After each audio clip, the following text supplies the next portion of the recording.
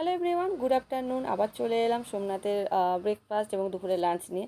দেখো, ভাত দিয়েছি, এইটুকুনি ভাত দিয়েছি, তারপরেও ও ভাতটা ফেলে গেছে এবং ভাতটা যখন দিই তখনই ও বলতে শুরু করেছে এতটা ভাত দিও না। দেখো, আমি ভাত মেপে দেখাচ্ছি, হাতটা মেপে বাধ্য হচ্ছি দেখাতে, এইটুকুনি ভাত তাও ও খেতে পারে না। জানি না, একটা বাচ্চা ছেলে হলে ও খেয়ে নিত। তো দেখো, উচ্ছের তরকারিটা ছিল কালকের, ওই যে চচ্চড়িটা করেছিলাম পাঁচমিশালি, ওইটা উচ্ছের তরকারিটা দিলাম।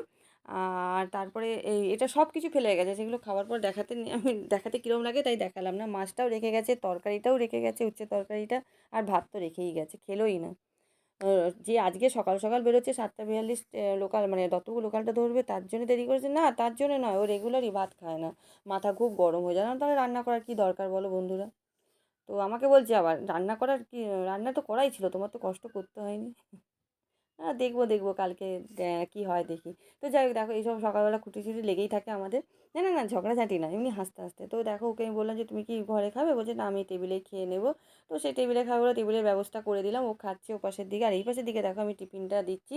আমি রান্নাঘরে দিচ্ছি, কারণ ও টেবিলের উপরে খাচ্ছে তো অসুবিধা হবে। আর জন্য দেখো রান্নাঘরে আমি ওর টিফিনটা বের করছি। প্রথমে দেখো আমি একটা কাপড় পেতে যাওয়া উচিত ছিল, পরে আবার মানে এটা করে আবার কাপড়টা পাতলাম একটা, মানে পরিষ্কার কাপড়, তার উপরে টিফিন বক্সগুলো রাখবো সেই জন্যই। আর এই পাশে দেখো এটা দিয়ে দিলাম, পোলাওটা দিয়ে দিলাম, চিড়ের পোলাও।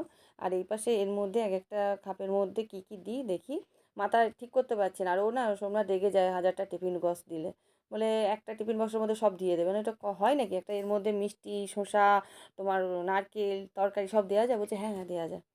ও তো ওর মতন কথা বলবে, আমাকে তো আলাদা করে দিতে হবে তাই না? তো দেখো একটাতে দিলাম নারকেল, একটাতে দিলাম শসা, আর আরেকটাতে দিয়েছি মিষ্টি। আর আমি জানি না কি মিষ্টি এনেছে, কালকে সোমনাথ আর ছেলে বাজারের দিকে গেছিলো বেলার দিক করে, ওই 12:30 একটা, ওদের কি দরকার ছিল, ছেলের ড্রেস ট্রেস কিনতে গেছিলাম, ভিডিওটা তোমাদের বলেছিলাম।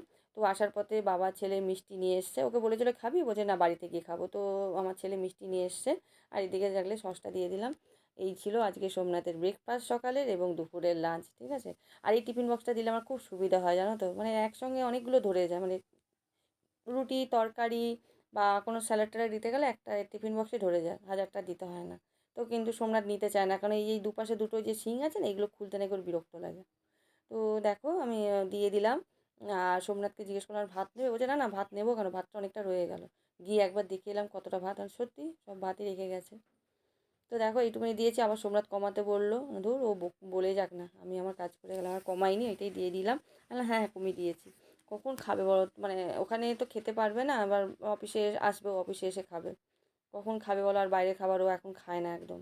তো ব্যাস, এই টিফিন ছিল আমার। তোমাদের কেমন লাগলো আমার এই টিফিন দেওয়াটা, আর বা আমার ভিডিওটা কেমন লাগে প্লিজ কমেন্টে জানিও। তোমরা ভালো থেকো, সুস্থ থেকো এবং সাবধানে থেকো, অল টাইম মুখে স্মাইল দিও।